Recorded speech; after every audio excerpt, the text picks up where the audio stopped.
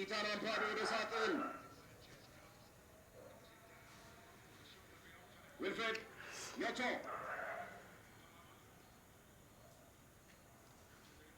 ኮል ፓልመር ጨዋታው አለቀ። ቼልሲ 1-0 አሸነፈ። ኢንዞ ፈርናንዴዝ ከደጋፊው ጋር እጆቹን አንስቶ ደስታውን እየገለጸ ይገኛል። 23ኛው ደቂቃ ኢንዞ ፈርናንዴዝ በግንባር ያስቆጠራት ብቸኛ ጎል ቼልሲ 1-0 እንዲያሸንፍ አድርጎታል።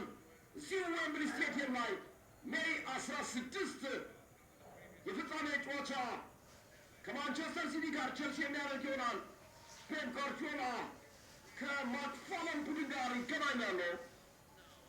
አምፓዶ ሊድስ ዩናይትድ ከ1973 በኋላ ለፍጻሜ ለማለፍ የነበረው ተስፋ አልተሳካም። ጥሩ ተሞካካሪ ሆኖ ነበር። ቼልሲ በኤምሬትስ ኤፍ ኤ ካፕ ለፍጻሜ